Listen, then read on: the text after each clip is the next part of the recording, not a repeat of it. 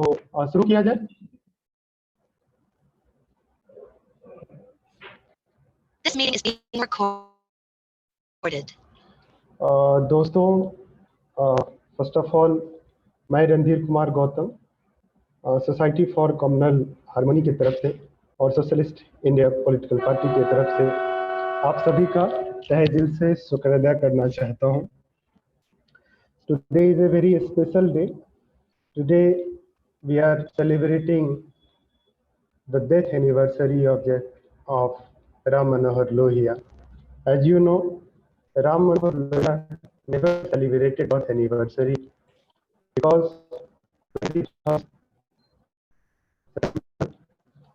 23rd March is a day of very sad day of Indian history, क्योंकि शहादत का दिन था। तो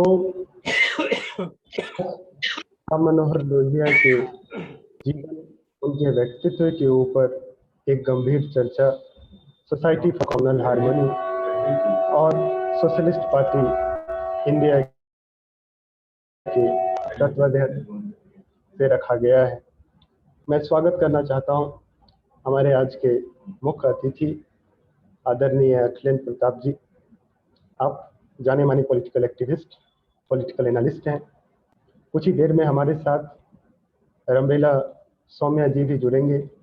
आप सोशलिस्ट हैं और लोहिया.com जो कि एक जानी मानी वेबसाइट है जिसमें राम मनोहर लोहिया से जुड़े जितने भी महत्वपूर्ण लेख हैं, जितने भी महत्वपूर्ण विचार हैं, उसको हमने अपने आपके तकनीकी सहयोगियों के साथ मिलकर आपने बहुत अच्छा आर्काइव बनाया है। मैं स्वागत करना चाहता हूं आज के हमारे चेयर डॉक्टर संदीप पांडे जी। आज हमारे साथ भी जुड़े हुए आप सोसाइटी फॉर कम्युनल हार्मनी के को नर्चरर के साथ साथ एक जाने माने वकील और जाने माने इतिहासकार। राम मनोहर लोहिया शायद अपने समय से भी ज्यादा आजमत है, क्योंकि राम मनोहर लोहिया की समय की राजनीति और आज के समय की राजनीति में बहुत अंतर है। मूल्यों से लेके चरित्र तक और लगभग जितनी भी पार्टियां हैं आज, वो कहीं ना कहीं पूंजीवाद और सांप्रदायिकता के दबाव के अंदर काम कर रही। तो आज की भारत की राजनीति और राम मनोहर लोहिया के विचार के ऊपर आज की परिचर्चा रखी गई है। और जयप्रकाश नारायण के साथ साथ राम मनोहर लोहिया समाजवादियों के लिए और समाजवादी आंदोलन के लिए एक महत्वपूर्ण मार्गदर्शक के रूप में भी रहे। तो समय न लगते हुए मैं सबसे पहले आदरणीय प्रताप जी से दरख्वास्त करूंगा कि वो अपनी बातों को रखें। जी, आदरणीय अखिलेंद्र प्रताप जी। हेलो हेलो जी, आपकी आवाज नहीं, अभी तो मैं सुनना चाह रहा था लोहिया जी के बारे में और साथियों को मैं सुनना चाह रहा था, लेकिन आपने मुझे कहा है कि मैं बाहर में हूं तो मेरी आवाज भी बीच बीच में टूट जा रही है, गूंज रही है। तो दो बिंदुओं पर मैंने जो लोहिया जी के समाज शास्त्रीय व्याख्या और उनके बहुत सारे काम हैं, उस पर मैं बात न करके जो दो बिंदु राजनीतिक दृष्टि से हमें महत्वपूर्ण दिखते हैं उस पर मैं बात करना चाहता हूं। पहला, जब कांग्रेस सोशलिस्ट पार्टी से लोहिया जी अलग नहीं हुए थे और आचार्य नरेंद्र देव जीवित थे उसमें मैंने एक बातचीत देखी थी, तो जो एक किसी सम्मेलन में बोलते हुए आचार्य जी ने कहा था कि लोहिया जी चाहते हैं कि हमारी दल की में विभिन्न दर्शन के लोगों का आने का जो सवाल है वो हल होना चाहिए और विभिन्न दर्शन के लोगों को इसमें आना चाहिए। तो लोहिया जी के इस प्रस्ताव पर आचार्य जी ने ये कहा कि ऐसा लोहिया जी का कहना है,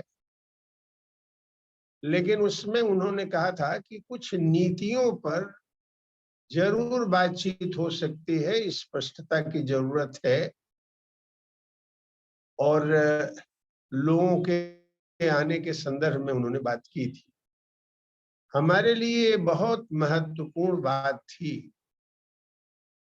क्योंकि विभिन्न विचारधारा और दर्शन के लोग, जिनको हम अगर मार्क्सवादी भाषा में कहें तो एक मल्टी क्लास डेमोक्रेटिक फॉर्मेशन, जिसमें विभिन्न विचारधारा के लोग एक साथ एक मंच पर मिलके अपने लक्षित राजनीतिक जो उद्देश्य है उसको हासिल करने के लिए काम करें।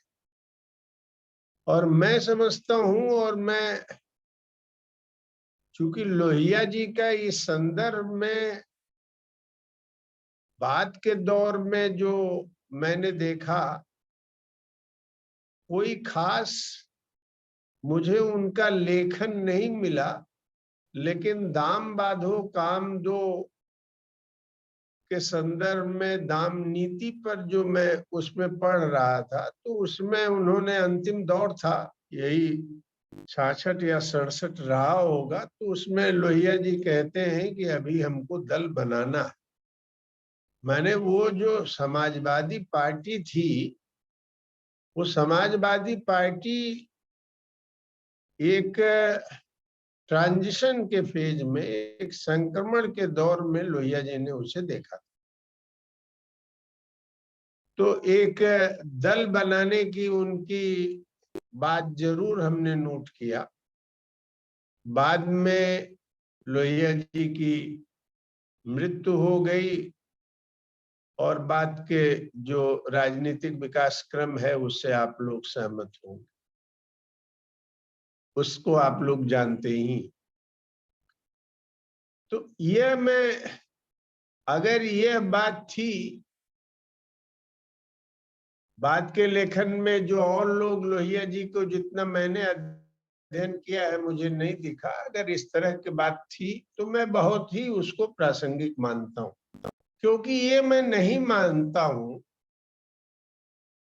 कि जिस समय आजादी मिली, कांग्रेस के शासन के विरुद्ध वह वर्गीय पार्टी क्यों नहीं बन सकती थी, यह सवाल मेरे सामने बार बार आता है।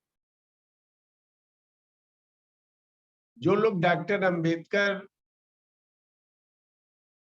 या समाजवादी आंदोलन या मार्क्सवादी विचार के रहे हैं, यहाँ तक कि गांधी जी के विचार के रहे हैं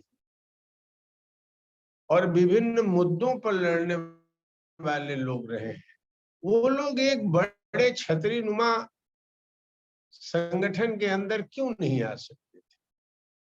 तो यह मुझे एक बड़ी बात लगती है, जो बात डॉक्टर लोहिया के संदर्भ में आचार्य जी ने कही थी, क्योंकि मैं देखता हूं कि इस तरह के प्रयोग हुए हैं। भारतवर्ष में भी कांग्रेस एक बहुत बड़ा एक छतरी नुमा संगठन ही के बतौर काम किया। ऐसा ही हमने चीन में भी देखा सुन यात सेन और मार्क्सवादी जो वहां की पार्टी थी माओ, जिसके लीडरशिप में थे, वो लोग सब मिलके कोमिंतांग में एक साथ काम किए। या हम दक्षिण अफ्रीका में देखते हैं ANC party, African national Congress, उसमें कम्युनिस्ट और अन्य लोग मिलके काम किए। तो भारतवर्ष में भी अगर यह प्रयोग किया गया होता कि सब लोग एक मंच पर आए होते, तो भारत की राजनीतिक दिशा और दशा आज कुछ भिन्न होती। हमने ये देखा कि वर्ण की बात ही, जाति की बात ही लोहिया जी उठाए। मैंने सामाजिक प्रश्नों को भी अपनी समझ से आर्थिक मुद्दों के साथ उन्होंने जोड़ा। कम्युनिस्ट आंदोलन में भी हमने देखा वर्ग और वर्ण के बीच के अंतर विरोध, वर्ग और जाति के बीच के अंतर विरोध पर कुछ सैद्धांतिक बातें हुई, लेकिन हमने यह नहीं देखा कि दोनों में अच्छे से समन्वय किया गया। वर्गों में जातियों को तो समाजवादी आंदोलन ने देखा, लेकिन जातियों में वर्ग के को देखने का जो प्रश्न था वो हमने देखा कि समाजवादी आंदोलन में बाद में नहीं उठा और धीरे धीरे वो एक जातीय स्वरूप ग्रहण कर लिया, जिससे खुद लोहिया जी भी बाद में परेशान थे। जैसे डॉक्टर अंबेडकर चिंतित थे कि जिस शिक्षित वर्ग से उन्होंने अपेक्षा की थी कि समाज में एक बड़ा बदलाव लाएंगे, उनकी भूमिका से वो लोग दुखी थे। वैसे ही हमने देखा लोहिया जी भी खास तौर पर दक्षिण भारत के उदाहरण से देखते हैं कि इन समूहों में जो वर्ग उभरा है वह सामाजिक बदलाव की जगह सत्ता में भागीदारी ही उसका प्रमुख विषय बन गया।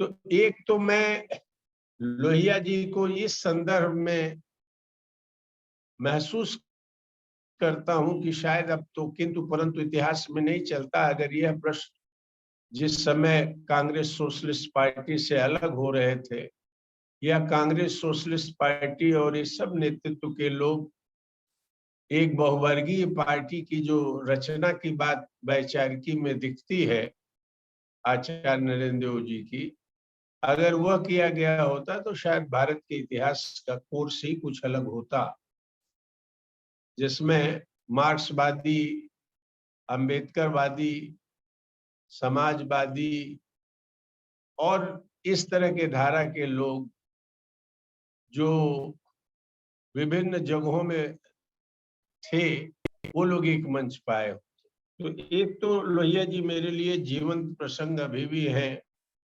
क्योंकि मैं उसी दिशा में प्रयोग करना चाहता हूँ और प्रयोग में मैं उसी दिशा में काम भी कर रहा हूँ कि दलित आंदोलन, समाजवादी आंदोलन, मार्क्सवादी सोच के लोग और पर्यावरण से लेके अन्य आंदोलन के लोगों का एक बड़ा कोलिशन बनना चाहिए भारतीय राजनीति में। जो चुनौती इस समय ग्लोबल कैपिटल और हिंदुत्व ने भारतवर्ष में जो तलवार लटका दी है, तानाशाही की, फांसीवाद की, अधिनायकवाद की, उससे निपटने के लिए मैं समझता हूं कि दीर्घकालीन योजना के तहत तात्कालिक कार्यभार के लिए एक ऐसे बड़े राजनीतिक मंच की जरूरत आज भी है।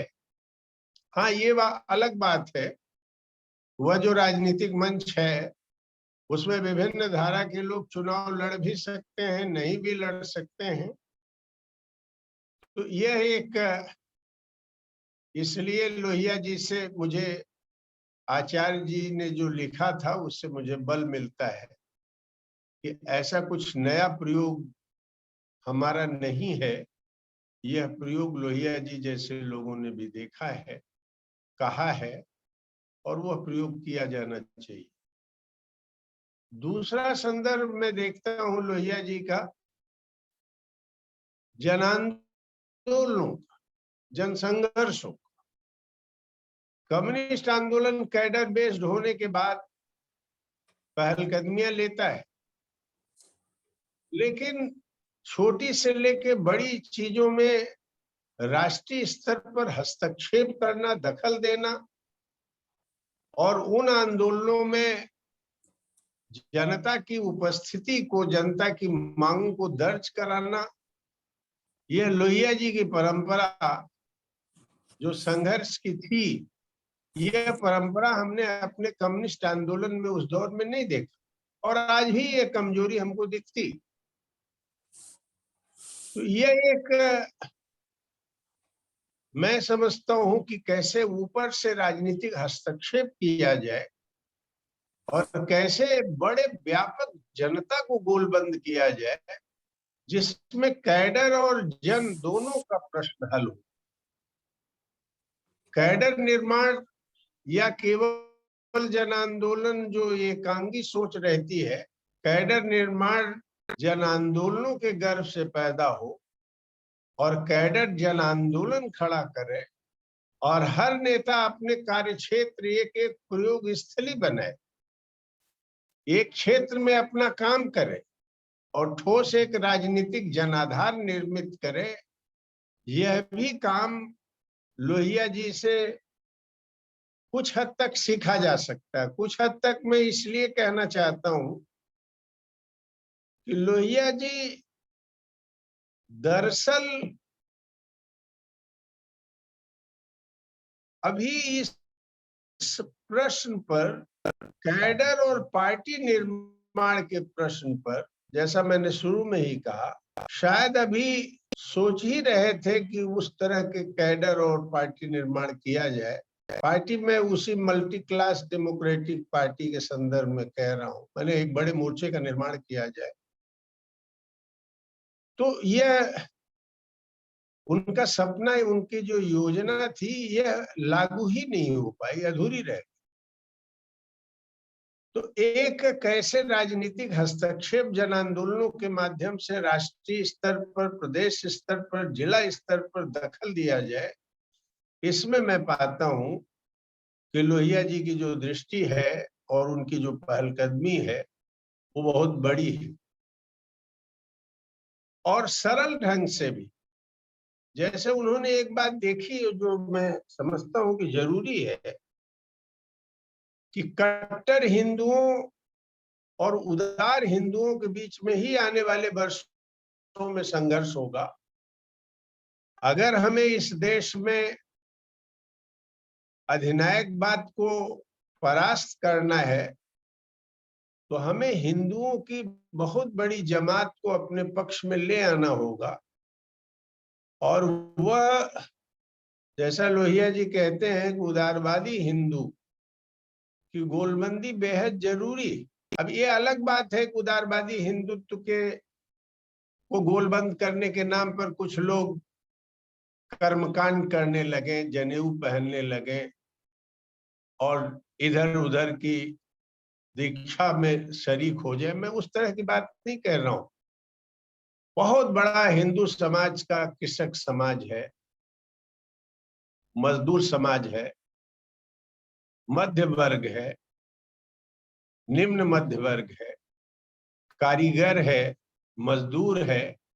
इन सब लोगों में कैसे एक वर्गीय चेतना, एक राजनीतिक चेतना हो, यह आधार भी उदार हिंदुओं के बीच में मिलता है और उनको आज इस संदर्भ में गोलबंद करने की बात है।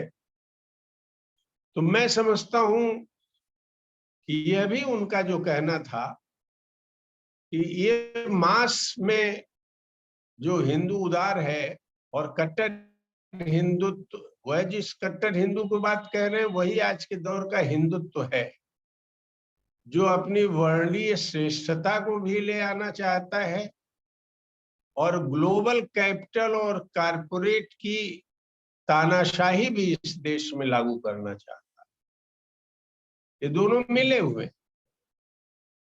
तो मैं इस संदर्भ में बहुत सारी बातें लोहिया जी से सीखते भी हैं, और अनवरत जब भी हमें समय मिलता है अध्ययन के साथ साथ, तो लोहिया जी को भी या जयप्रकाश जी का भी जो विभिन्न दौर का प्रयोग है और उनके अनुभव है, आजादी के दौर का एक मार्क्सवादी जयप्रकाश, बाद के दौर के सर्वोदयी जयप्रकाश, फिर हमने देखा कि सर्वोदयी से फिर 74 आंदोलन के जयप्रकाश, और फिर जनता पार्टी के प्रयोग में उसके अस्तित्व को, उसकी दृष्टि को समझते हुए, उसके भविष्य को समझते हुए संघर्ष वाणी बनाने के जो जयप्रकाश हैं।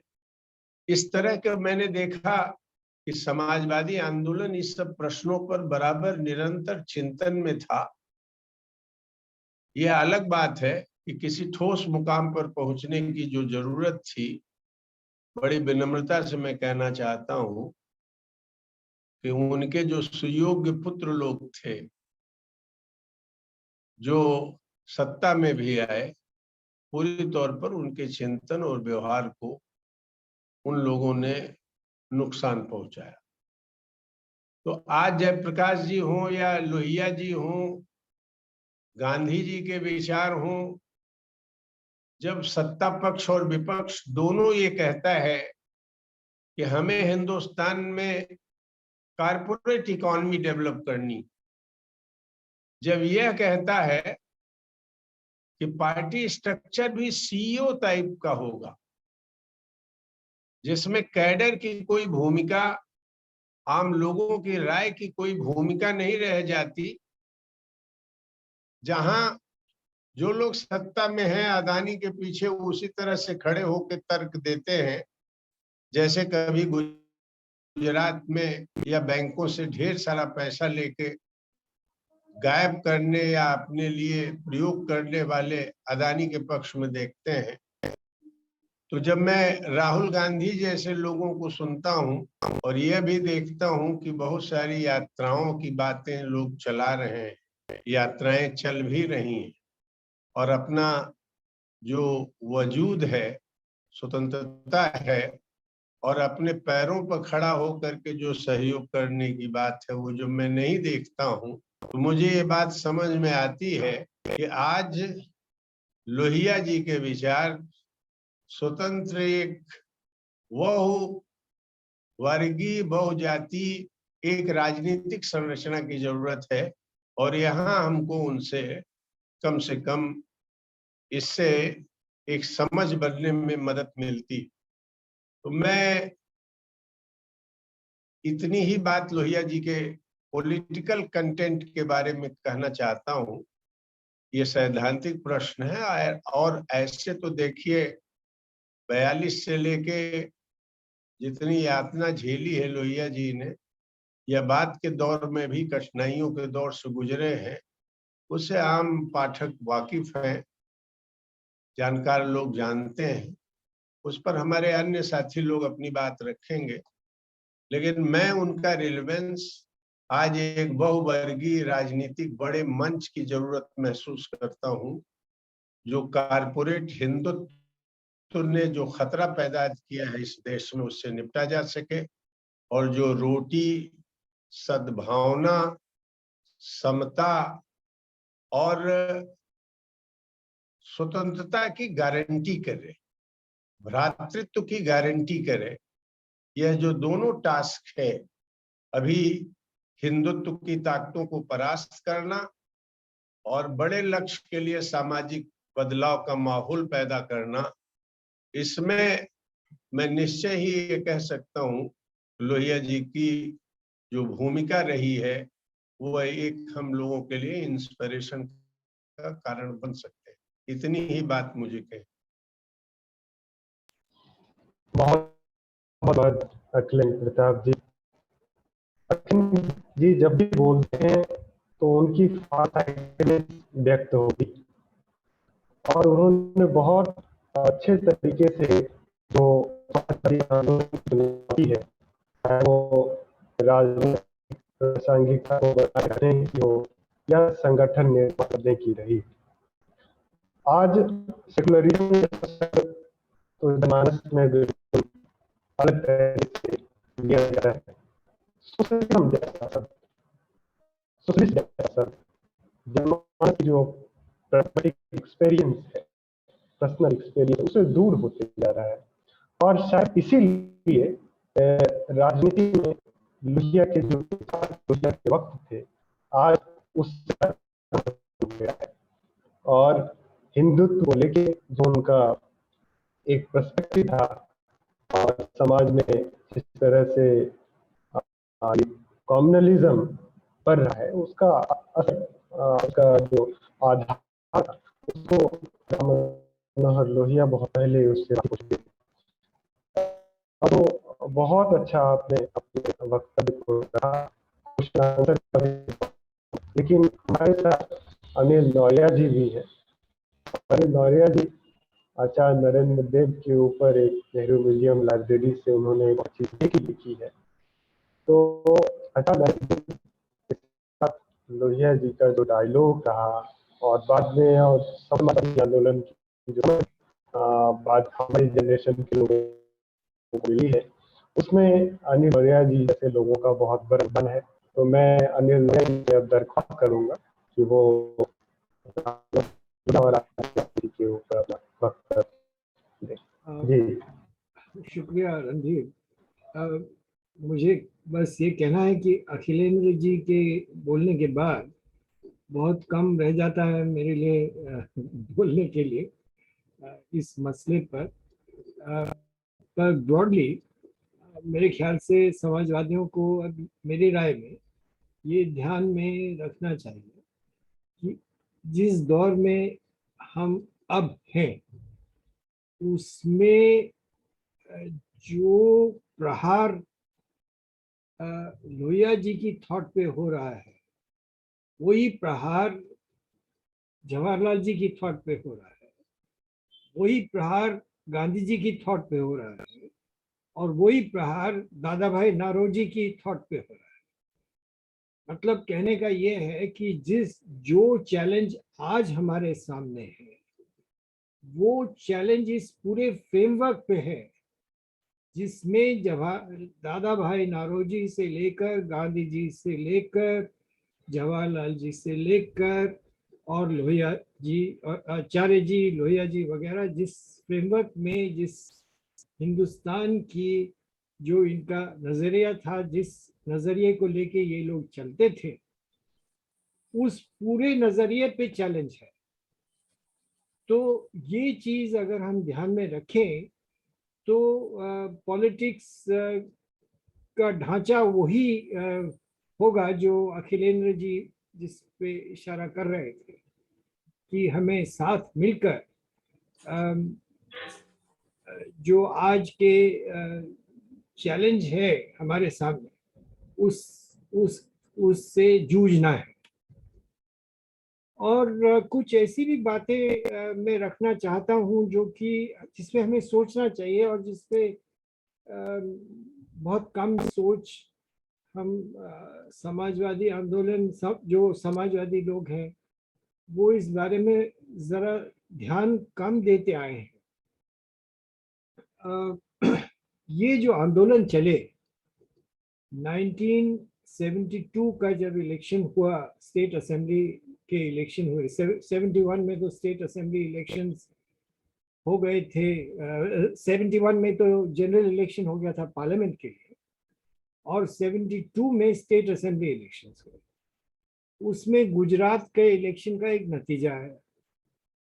अब उस गुजरात के इलेक्शन के रिजल्ट को रिवर्स करने के लिए जो एक मूवमेंट चली, शुरुआत तो एक छोटे से कॉलेज के मसले से हुई, पर वो बढ़ते बढ़ते नवनिर्माण समिति का ये रूप बना कि एमएलएज को जो जीत के आए थे उनको पकड़ पकड़ कर कॉलर करके जबरदस्ती उनसे रेजिग्नेशंस दिलवाए गए। राइट ऑफ रिकॉल की बात होती थी। कुछ एमएलएस का तो मुझे याद है गधों पे बैठा के उनका मुंह काला करके शहर में घुमाए गए। इस किस्म की चीजें हुई। और मुझे याद है 74 या 73-74 में एक मीटिंग हुई, पब्लिक मीटिंग, जो कि विठल भाई पटेल हाउस के लॉन्स में हुई, और उसमें मधुलिमय भी बोले, और उन्होंने भी नवनिर्माण समिति के जो ये यंग लीडर्स थे इनकी तारीफ ही करी, इनका कोई क्रिटिसिज्म नहीं किया। और बल्कि मैं तो ये कहूँगा कि मोरारजी देसाई का जो ऑटोबायोग्राफी है, the story of my life, उसमें ज्यादा क्रिटिसिज्म है नवनिर्माण का, नवनिर्माण के ऑर्गेनाइजर्स का, कि जिसमें मोरारजी भाई लिखते हैं कि ये लोग क्योंकि ये सन 45 के बाद पैदा हुए थे, इनको सत्याग्रह का कोई एक्सपीरियंस नहीं था, और इनकी टेंडेंसी वायलेंस की थी, और इसकी वजह से मोरारजी भाई ने फास्ट इनके प्रोटेस्ट में किया। हालांकि उस फास्ट में वो ये भी लिखते हैं कि जो उनकी डिमांड थी कि असेंबली को डिसॉल्व करो, वो मोरारजी भाई ने भी अपने फास्ट में डिमांड जोड़ी। तो एक तरफ उनका फास्ट ये नवनिर्माण समिति की वायलेंस के खिलाफ था, और दूसरी तरफ उनकी जो डिमांड थी कि असेंबली को, गुजरात असेंबली को डिसॉल्व किया जाए, उसके भी माफिक था। तो मोरारजी ने कम से कम इस मूवमेंट की वायलेंस की तरफ इशारा किया, और उसके खिलाफ उस वक्त प्रोटेस्ट भी किया, फास्ट भी किया, और अपनी ऑटोबायोग्राफी में इसका जिक्र भी किया। लेकिन समाजवादी जिनका उस वक्त एक दोनों जो फैक्शंस थे सोशलिस्ट के, प्रजा सोशलिस्ट और संयुक्त सोशलिस्ट, वो उन्हीं दिनों 72 की बात है, इकट्ठे हो गए थे और सोशलिस्ट पार्टी का गठन हो गया था। तो सोशलिस्ट पार्टी का एक प्लेटफॉर्म छपा, ये उल्टा दिखने में आ रहा है, platform of the socialist party, ये सन 72 में छपा, और ये मधु दंडवटे जनरल सेक्रेटरी थे, जॉर्ज फर्नांडिस चेयरमैन होते थे इस सोशलिस्ट पार्टी में। इसमें जनसंघ के और ये मैनिफेस्टो, ये मैं बता दूं कि ये ड्राफ्ट प्लेटफॉर्म पढ़ के ही मैंने उन दिनों सोशलिस्ट पार्टी ज्वाइन भी करी, और इसमें जनसंघ के बारे में लिखा गया, एनालाइज किया गया जनसंघ को, और ये कहा गया कि the socialist party does not visualise any alliance और फ्रंट विद दिस पार्टी। ये बात 72 के platform of the socialist party में आ गई। यानी कि जो 1967 में जो लाइन थी, जो इसको लोहिया, डॉक्टर लोहिया से जोड़ा जाता है, वो लाइन एक किस्म से समाजवादियों ने उसमें कुछ तब्दीली की, और ये कहा कि हम जनसंघ के साथ कोई अलायंस विजुअलाइज नहीं करते हैं, और इस प्लेटफॉर्म में जनसंघ का काफी क्रिटिसिज्म भी है। अब जैसे ही नवनिर्माण एजिटेशन शुरू हुआ 73 के एंड में या 74 के शुरू में, और जैसे ही ये चल पड़ा, और जैसे ही जयप्रकाश जी ने भी इसमें इंटरेस्ट शो किया, और आरएसएस की बैकिंग के साथ बिहार में भी ये चला, तब समाजवादी लाइन पलट गई और वो इसमें बहुत सक्रिय हो गए। लेकिन ये जो पूरा प्री इमरजेंसी का दौर है, इसका समाजवादी डिस्कोर्स में कोई एनालिसिस नहीं होता है। मतलब इमरजेंसी का तो होता है कि साहब इंदिरा ने ये किया, इंदिरा की रजीम ने ये किया, फलाना हुआ, ये हुआ। लेकिन ये जो दौर 72 से 75 तक प्री इमरजेंसी जो दौर था, इसको हमें और बारीकी से देखने की जरूरत है, क्योंकि अब निकल के और बातें भी नवनिर्माण एजिटेशन के बारे में आ रही हैं। एक किताब अभी जयप्रकाश जी पे निकली है, कुछ ही एक साल हुआ होगा शायद, जिसमें ये कहा गया और माना गया कि ये इसके जो वैनगार्ड था नवनिर्माण एजिटेशन का, ये भी कुछ यंग आरएसएस के लोग ही चला रहे थे, जिसमें नरेंद्र दामोदर दास मोदी भी थे। और ये बात एक लेख कैरावैन में भी पहले छप चुकी है। तो ये जो हम एक किस्म का एक मूवमेंट चल पड़ी और उस पे एकदम किसी बैंड वैगन पे हम कूद जाते थे, ये जो टेंडेंसी समाजवादी आंदोलन में कुछ फेजेस में दिखी, इस पे हमें और क्रिटिकली सोचने की जरूरत है। और मैं समझता हूँ कि इस दौर का हमें एनालिसिस, कुछ सेल्फ क्रिटिसिज्म होना चाहिए। तो ये क्योंकि जो आज की स्थिति पैदा हुई उसका काफी हिस्सा, आज मैं सुन रहा था कल के डिस्कशन का लिंक, वो जो अभिषेक रॉय ने मॉडरेट किया था, देवश्याम जी बोल रहे थे, तो वो तो वही बात वहां भी उठी थी कि ये जो 1974 में आरएसएस का रोल बिहार एजिटेशन में वगैरह, और वो तो डिफेंड कर रहे थे जयप्रकाश जी को। लेकिन जब मैं इसको कंपेयर करता हूँ 1920s के एजिटेशन के साथ,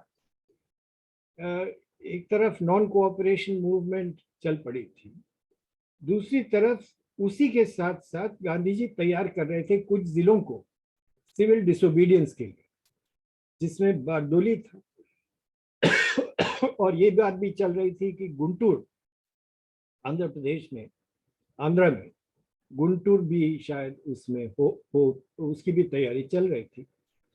और ये भी था कि शायद खेड़ा में, गुजरात में बारडोली के अलावा खेड़ा में भी हो। तो इसके बारे में जो गांधी जी ने लिखा, जो जो कंडीशंस वो इम्पोज करते थे कि अगर हम सिविल डिसोबीडियंस खेड़ा में करेंगे या बारडोली में करेंगे या गुंटूर में करेंगे, तो वहाँ के लोगों को क्या क्या कंडीशंस पूरी करनी पड़ेंगी। हिंदू मुस्लिम यूनिटी, अनटचेबिलिटी के खिलाफ ओपिनियन, अगर ढेर यानी कि जो वहाँ के दलित थे वो अगर स्कूलों में नहीं जा रहे हैं तो उनको उनके घरों में जाके उनको स्कूलों में लाओ, इस तरीके की। और पूरा सेल्फ सफिशिएंसी हो उस जिले में जहाँ सिविल डिसोबीडियंस होगा, वहाँ कम से कम 90% क्लॉथ लोकल होना चाहिए, वहीं की स्पिनिंग से होना चाहिए उसी जिले की, वगैरह वगैरह कई ऐसी चीजें हैं। तो वो जो आंदोलन थे उसमें बड़ा रिगर था और कंडीशंस के साथ वो चलते थे। लेकिन ये जो आंदोलन चले 74 के 374 के नवनिर्माण और बिहार के, इसमें उस किस्म का रिगर देखने को नहीं मिलता है।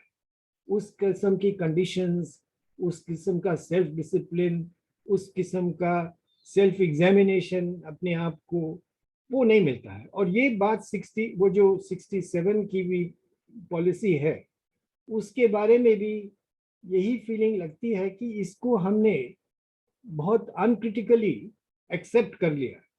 एक दफे जब ये प्रोफेसर रणधीर सिंह अखिलेंद्र जी तो जानते होंगे, जब प्रोफेसर रणधीर सिंह का देहांत हुआ तो एक कॉन्डोलेंस मीटिंग हुई थी इंडिया इंटरनेशनल सेंटर, उसमें हरबंस मुखिया साहब बोल रहे थे। तो 1967 के इलेक्शन के बारे में वो बोले, तो उन्होंने कहा कि जब ये इसका रिजल्ट आया और कांग्रेस की हार हुई तब हमें ऐसा लगा जैसे हमारे सिर के ऊपर से कोई पहाड़ उतर गया और हम बड़े फ्रीडम की सेंस में पंजाब के गांव में घूमे।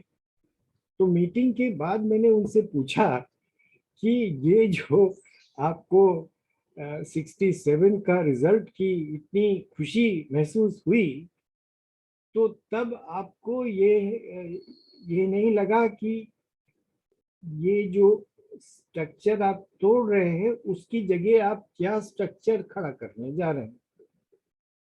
तो उनका जवाब ये था कि उस वक्त हमारी उम्र कम थी, अब इतना दूरदर्शी नहीं थे, पर उनका एक अपोलोजेटिक सा उन्होंने जवाब भी दिया कि हाँ, ये जो हम ये समझते थे वैसा नहीं हुआ।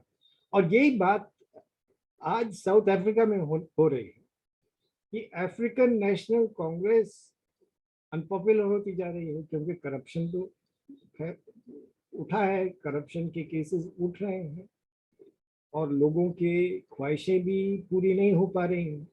तो अफ्रीकन नेशनल कांग्रेस अनपॉपुलर हो रही है, लेकिन उसको रिप्लेस कौन करेगा, इसका जो सवाल वहां उठ रहा है उसके भी खतरे हैं। क्योंकि वो जो ग्रुप्स पॉसिबल, जिन ग्रुप्स का राइज हो रहा है, वो खुद ही एक किस्म का अफ्रीकन रेसिज्म, मतलब एक किस्म का अफ्रीकन एक्सक्लूसिविज्म, अगर आप रेसिज्म लफ्ज ना इस्तेमाल करना पसंद है, तो ये पॉसिबिलिटीज ये वहां भी हो रहा है। तो मुझे लगता है कि जितने भी ये किस्से होते हैं, इसमें हमें संघर्ष के साथ साथ ये बहुत जरूरी है कि हम इस पे ध्यान दें कि हम क्या स्ट्रक्चर खड़ा करें। और ये कमी डॉक्टर लोहिया, डॉक्टर और जेपी के आंदोलन में भी महसूस होती है। अब अगर आप उसको पीछे देखें, और ये तो अन्ना हजारे के आंदोलन में तो थी ही, तो ये इश्यूज एक तरफ तो ये है। दूसरी चीज ये लगती है, एक और चीज का मैं जिक्र करूंगा,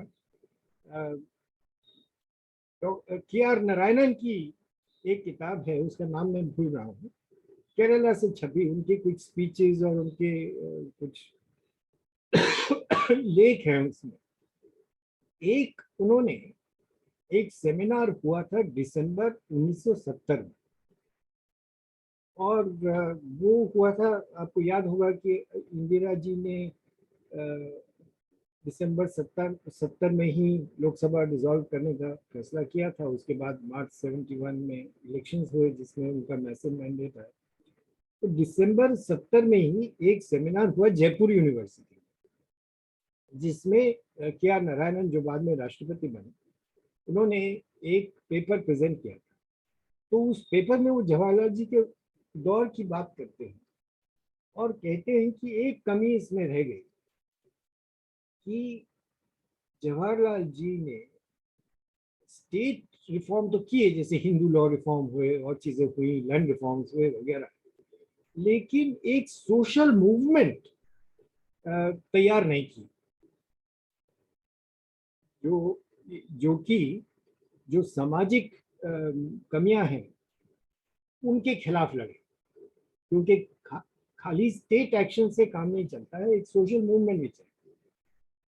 तो ये बिल्कुल सही है। और 69 के बाद ये प्रॉब्लम और भी सीवियर हो गई, क्योंकि जो कांग्रेस में स्प्लिट हुआ 69 में, उसमें जो कंस्ट्रक्टिव वर्क के जो रिलेटेड जो ऑर्गेनाइजेशन था वो अलग हो गया। तो इंदिरा की पार्टी का ग्रास रूट्स कनेक्शन भी टूट गया एक किस्म से, क्योंकि जो ऑर्गेनाइजेशन था कांग्रेस का, जिसका ताल्लुक कंस्ट्रक्टिव वर्क एक्टिविटी से ज्यादा था, वो इंदिरा के फैक्शन से अलग हो चुका था। तो अब मेरे दिमाग में ये बात उठती है कि ये जो पूरा ट्रेजेक्टरी जवाहरलाल जयप्रकाश जी का था, या डॉक्टर लोहिया के जितने आंदोलन थे, ये क्या अगर अलग तरीके से चलते तो वो जो कमी जो के.आर. नारायणन जिसका इशारा वो कर रहे हैं, वो इन आंदोलनों ने पूरी क्यों नहीं की? मतलब के.आर. नारायणन को लगा कि जवाहरलाल जी के दौर में ये कमी रही कि एक सोशल रेवोल्यूशन की जो आंदोलन जवाहरलाल जी को ही खड़ा करना चाहिए था, वो उन्होंने नहीं किया। लेकिन अगर हम ये मान के चलें कि भाई Jawaharlal ji could not have done everything, और ये जो सोच थी समाजवादियों की और सर्वोदय वालों की कि हम समाज में काम करेंगे या हम और मसले उठाएंगे, सिविल राइट्स के मसले उठाएंगे, वाटर राइट्स के मसले उठाएंगे, लैंड रिफॉर्म्स के मसले उठाएंगे, सोशल रिसर्जेंस के मसले उठाएंगे, बैकवर्ड कास्ट के मसले उठाएंगे, वगैरह वगैरह। तो ये वो सामाजिक आंदोलन अगर जैसे अखिलेंद्र जी ने कहा मिलके चलते, तो वो सामाजिक आंदोलन एक खड़ा हो सकता था जो कि वो जो कमी के.आर. नारायणन ने 1970 में ऑब्जर्व की, वो उसका पूरक बन जाता। तो अगर इन सब चीजों को जरा फिर से एक इस पे सोचा जाए तो मेरे ख्याल से काफी इंटरेस्टिंग एक पर्सपेक्टिव निकल के आ सकता है। बस अभी तो मैं नहीं कहूँ। बहुत धन्यवाद अनिल नौरिया जी। हमेशा की तरह आपका जो पर्सपेक्टिव होता है उसमें फार साइटेडनेस बहुत ज़्यादा होता है और आपने काफ़ी एक क्रिटिकल एनालिटिकल पर्सपेक्टिव के थ्रू लोहिया जी और जेपी जी के जो कंट्रीब्यूशन थे उसको आपने नए तरीके से सोचने के लिए आपने इनविटेशन दिया है।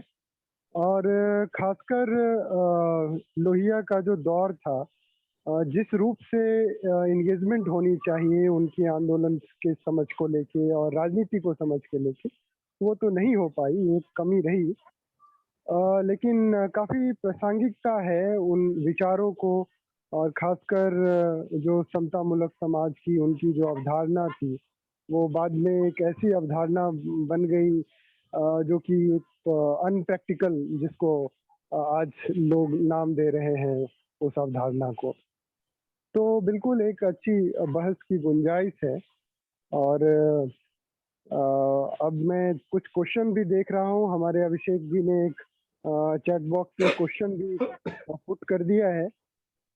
तो अगर आप अनिल नौरिया जी आप अगर देख पा रहे हैं क्वेश्चन, वो मुरारी जी मुझे बता दीजिए क्या सवाल है, मैं नहीं देख पा रहा। देखिए वो कह रहे हैं, हाँ। एक सवाल तो अखिलेंद्र जी के लिए है सुहास कोल्हेकर की तरफ से कि अखिलेंद्र जी विकेंद्रित निर्णय प्रक्रिया के बारे में आप क्या कहेंगे, आपका क्या कहना है? ये अखिलेंद्र जी से है। और अभिषेक रॉय ने पूछा है कि ये जो मुरारजी देसाई ने जो आलोचना की है संपूर्ण क्रांति आंदोलन के कि वो हिंसक था, तो क्या आपको लगता है कि संपूर्ण क्रांति आंदोलन नक्सलवादी आंदोलन से प्रेरित हुआ जो 3-4 साल पहले हुआ था उसके? और लेकिन जो छात्र आंदोलन था गुजरात का और उसके बाद बिहार का, अगर वो सफल हुआ तो उसका कारण तो वो सिविल डिसोबीडियंस था। तो इसके बारे में वो क्या कहना चाहेंगे? अगर दोनों लोग मौजूद हैं, अगर वो कुछ और इसमें जोड़ना चाहें तो जोड़ दें, अभिषेक जी और सुहास, और उसके बाद फिर अखिलेंद्र जी और अनिल जी जो है इनका जवाब देंगे। ठीक है, मेरा छोटा ही सवाल है, आपने सही बताया। हाँ ठीक है, तो पहले अखिलेंद्र भाई सुहास बहन के बारे में आप बताएं क्या कहना चाहते हैं। देखिए, पहली बात है कि मैं कमांड इकोनॉमी के विरुद्ध हूं। मैं किसी भी, क्योंकि मेरा ये मानना है कि भारतवर्ष में एक्चुअली सेकेंड वर्ल्ड वार के दौर में एक खास किस्म का पैटर्न डेवलप हुआ और राजनीतिक कारणों से जो समाजवादी क्रांति रूस में हुई या चीन में या एशिया के ढेर सारे देशों में, उससे हुआ क्या कि लोगों ने जो अभी ये मानते थे कि समाजवाद का दौर नहीं आया है, अभी हमको अपनी प्रोडक्टिव फोर्सेस को डेवलप करना है, सोसाइटी का डेमोक्रेटाइजेशन करना है, उन लोगों ने नारे के साथ साथ इकोनॉमी को भी उसी ढंग से नकल करना शुरू किया। जो नारे और इकोनॉमी एक प्रोसेस में इन देशों में बने थे, चाहे रूस में बना हो या चीन में बना हो। चीन ने तो खैर बाद में कमांड इकोनॉमी से कोशिश की कि अपना पिंड छोड़े, और डायरेक्शन भी इकोनॉमी का बदलना उन्होंने शुरू किया। तो पहली बात तो यह है कि डिसीजन मेकिंग में पार्टिसिपेशन ज्यादा से ज्यादा लोगों का हो, और जिसकी जिस स्तर पर जरूरत हो वहां उस तरह का डिसीजन लिया जाए। यह जो सेंट्रलाइजेशन का पूरा माहौल है कि हर चीज centralised thought process, centralised economy, centralised functioning, मैं समझता हूं कि यह आज के दौर या कभी के लिए नहीं, यह एक लॉन्ग टर्म जनता के बहुत हित में नहीं था। इसलिए मैं कमांड इकोनॉमी का पक्षधर नहीं हूं। अगर ओनरशिप की बात की जाए तो मैं 3 तरह की ओनरशिप की बात करता हूं। एक तो कम्युनिटी ओनरशिप, और डिसीजन भी कम्युनिटी ओनरशिप पर डिसेंट्रलाइज्ड ही होगा। दूसरी बात कोऑपरेटिव ओनरशिप। इन रेयर केसेस जहां बड़ी फार्मिंग, बड़ी फैक्ट्रीज हो, वहां एक कलेक्टिव ओनरशिप हो सकती है।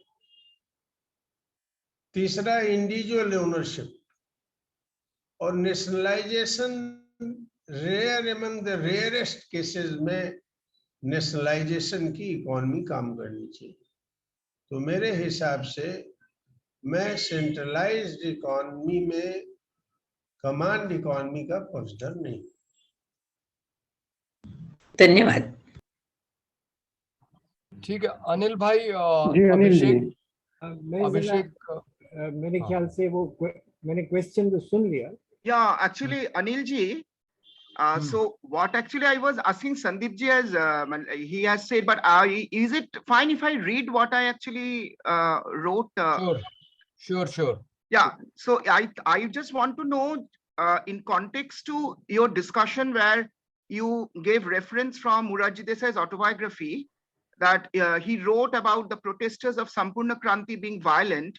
No. So do you think that those protesters were somehow being influenced by the Naxalite movement, which just took place 2-3 years prior to that? But if we actually see the Naxalite movement, because it failed majorly because of the violence, because in Calcutta and in Bengal, I mean, many people who were sympathizers of the Naxalite movement with the causes, but they said that even the educated middle class, after some time, cannot associate with the violence. So they drifted apart, though they had the sympathy for the cause. So, but if we see the Bihar and the Gujarat student agitation, it seems like even with the footages of the video films and all, it looks like a civil disobedience. So I would like to say, I would be rather saying that whether Morarji Desai's evaluation is in, what is your observation about that evaluation, which actually you raised? That's it. Thank you. Actually, Abhishek, you have misunderstood what I said. Morarji Desai does not speak of the Sampurna Kranti agitation. He speaks of the Navnirman agitation against which he fasted. And he said that this agitation has turned violent. And he fasted for that reason against the Navnirman agitation in Gujarat. And in his fast, there were two elements to his fast. One was against the violence of the Navnirman agitation, and the second was that he supported the demand of the students in Gujarat for the dissolution of the Gujarat Assembly. So, on the one hand, he was criticizing their violence, and on the other hand, he was supporting their demand for dissolution of the Gujarat Assembly. This is what Morarji Bhai has written in his autobiography, Story of My Life. The point I was making was that socialists were not critical of the Navnirman agitation. And I gave the example of Madhulimai, who, while speaking on it in the Vithalbhai Patel House lawns in the 74 or so, 1974 or so, he was all praise for the students of the who led the Navnirman agitation. But my point was that even a man like Morarji Desai admitted that there was violence in this agitation. And Morarji Desai further said that the reason for this violence was that these boys in Gujarat who participated in the Navnirman agitation, they had been born after 1945 and had no experience of Satyagraha and no training in Satyagraha. So from this, I went on to my further point about the remaining agitation in Bihar and the JP agitations and the further agitations led by Anna Hazare, etc., to make the point that they lack this element of training. And there I gave the example of Gandhiji's agitation, preparation for civil disobedience in Bardoli and Kheda in Gujarat, and the kind of requirements that Gandhiji has written about for preparation of that civil disobedience in Gujarat, and how dissatisfied Gandhiji was with those preparations, and that is why he continually kept suspending civil disobedience in Gujarat, because those conditions, strict, rigorous conditions which Gandhiji had laid down, were not being fulfilled. In contrast, I said that the civil disobedience conditions, the kind of agitation being conducted under the auspices of JP and later on Anna Hazare and in between other people, and even looking at the policy pursued by Dr. Lohia in 1967, I said that those kind of strict conditions which Gandhiji imposed in the 1920s were not rigorously imposed by these later agitations. That is my point. Thank you. Thank you. Thank you, Thank Anil ji. you. Now, Sandeep ji, अब आपका भाषण होना जी। हाँ, नहीं, मैं तो बस अब इसको समेटूंगा क्योंकि समय भी हो गया है। मुझे लगता है कि डॉक्टर लोहिया की पुण्यतिथि है, कल जयप्रकाश जी का जन्मदिन था। मुझे लगता है कि इन दोनों महापुरुषों से दो चीजें हम लोगों को वर्तमान परिप्रेक्ष्य में सीखने की जरूरत है। नंबर एक, जो उनके राजनीतिक विचार थे और खास करके डॉक्टर लोहिया के जिस किस्म के सिद्धांत वो दे के गए, तो ये जो पूंजीवादी निज़ाम कायम है और ये नव साम्राज्यवाद का जो पूरा एक जिस तरह का कायम किया जा रहा है, उससे लड़ने के लिए इन महापुरुषों के विचार जो है उनसे प्रेरणा लेना बहुत ज़रूरी है। और डॉक्टर लोहिया का सिद्धांत मुझे लगता है कि इतना व्यवहारिक है, अमीर गरीब के बीच का अंतर 10 गुना से ज़्यादा न हो, इसको नीति के रूप में लागू करने की मांग हमको उठानी चाहिए। निजी संपत्ति के खिलाफ थे डॉक्टर लोहिया, उस बात को कहने की जरूरत है। हिंसा के खिलाफ थे, निजता के अधिकार को उन्होंने उसको महत्व दिया है। जिस तरह से हमारे देश में निजी जीवन में हस्तक्षेप बढ़ गया है, खास करके भारतीय जनता पार्टी के शासनकाल में, तो उन बातों को दोहराने की जरूरत है और ये कहने की जरूरत है कि भाई वो विचार आज भी प्रासंगिक ही नहीं बल्कि उन्हीं विचारों के आधार पे हम एक ऐसे भारत का निर्माण कर सकते हैं जिसमें जो बातें अखिलेश जी ने गिनाई कि जिसमें बराबरी भी हो, बंधुत्व भी हो, समता भी हो। भाई हम सब लोगों का सपना यही है ना कि एक इस किस्म का समाज कायम हो जिसमें सद्भावना हो, जिसमें बराबरी हो, जिसमें हमारे नागरिक अधिकार सुरक्षित रहे। तो सबसे बड़ी सीख तो मुझे लगता है कि ये दोनों महापुरुषों से ये लेने की है और इससे हमारी राजनीति की दिशा तय हो, ये काम हमको करना है। और दूसरा जो काम व्यवहारिक रूप से दोनों ने किया, हालांकि उसका दुष्परिणाम भी हम लोगों को झेलना पड़ रहा है और इसके लिए हमारे अध्यक्ष पन्नालाल सुराना जी ने बाकायदा सोशलिस्ट पार्टी इंडिया की राष्ट्रीय सम्मेलन में पिछले साल वर्धा में इस बात को अपने औपचारिक भाषण में कबूल किया कि जयप्रकाश जी से गलती हुई। और लोहिया जी ने भी ये काम किया है, दीनदयाल उपाध्याय के साथ मिलके चुनाव लड़े हैं। तो लेकिन अगर उसको हम उस समय की परिस्थिति के हिसाब से देखें तो उस समय वो जरूरी था क्योंकि उस समय इंदिरा गांधी की तानाशाही से लड़ना था।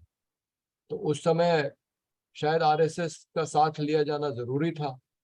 कल देव साहेब जी ने बताया कि किस तरह से आरएसएस ने धोखा दिया जेपी को, क्योंकि वो इस बात के लिए तैयार थे कि दोहरी सदस्यता खत्म करेंगे और जनता पार्टी को ही अपनी पार्टी मानेंगे, लेकिन ऐसा नहीं हुआ। तो उससे भी सीखने की जरूरत है। लेकिन और उसके पहले जयप्रकाश जी ने कांग्रेस के बैनर के तहत कम्युनिस्टों को भी लाने की कोशिश की, जिसमें उनको आंशिक सफलता मिली लेकिन निराशा भी हाथ लगी। तो ये जो प्रयास मैं देखता हूं कि जेपी लोहिया दोनों करते रहे पूरे जीवन, विभिन्न विचारों के लोगों को एक झंडे के तहत लाने का, और उसमें जयप्रकाश जी का जो ऐतिहासिक योगदान रहा इंदिरा गांधी की तानाशाही को खत्म करने का, उसको तो ये देश कभी भूल ही नहीं पाएगा। तो जो भी हुआ, मतलब उसमें जो जिसको गलती अब हम लोग मान रहे हैं, लेकिन उस समय की जरूरत थी। तो लेकिन वो काम के महत्व को तो नकारा नहीं जा सकता है, इसलिए ये काम भी हम लोगों को, और ये बहुत अच्छी बात है कि आज अखिलेंद्र जी इस मंच पे हैं और अखिलेंद्र जी लोहिया की बात काफी दिनों से कर रहे हैं, मैं देख रहा हूँ। तो इन सारी विचारधाराओं के लोगों को जो एक ऐसे मानवीय व्यवस्था चाहते हैं जिसके गुण उन्होंने बताए, मुझे लगता है कि हमको साथ में मिलकर काम करने की जरूरत है, ये समय की मांग है। और यही सीख मुझे लगता है दोनों से हमको मिलती। तो चूंकि समय खत्म हो गया है, इसलिए मैं अपनी बात समाप्त करूंगा और आगे अगर कोई घोषणा करनी हो रणधीर जी को तो अब आपके जिम्मे। नहीं, बहुत बढ़िया। आपने बहुत एक दृष्टि दी है कि आज की समय की क्या मांग है, और गलती तो इंसान से होती है। वो नेहरू कहा करते थे कि या तो जो मरा नहीं है वो गलती नहीं किया होगा, या जो पैदा नहीं लिया है वो गलती किया। लेकिन सबसे बड़ी चीज है कि जो सृजनात्मक राजनीति को बनाने के लिए जिस साधना की आह्वान लोहिया किया करते थे, या जो समर्पण जयप्रकाश किया करते थे, आज आज वो दौर फिर से आ गया है जहां हम उनके विचारों को सींचने के लिए अपना तन मन और धन लगाएं, और आप तीनों लोगों का मार्गदर्शन रहेगा। तो सोसाइटी फॉर कॉमनल हार्मनी की तरफ से और सोशलिस्ट पार्टी इंडिया की तरफ से जो भी हमारे दर्शक देख रहे हैं हमें फेसबुक प्लेटफॉर्म के माध्यम से, और जो भी हमारे मित्र जूम से जुड़े, उनको तहे दिल से धन्यवाद। हमारे कुछ महत्वपूर्ण साथी भी जुड़े हुए थे, जरनैल सिंह आनंद जी, दिनकर जी, सोनू जी, और आज के जो दोनों वक्ता, चाहे वो अखिलेंद्र प्रताप जी हो या अनिल नौरिया जी हो, इन दोनों का मार्गदर्शन, दोनों का एक्सपीरियंस, काफ़ी गहरी समझ आज की व्याख्यान में हमें मिला।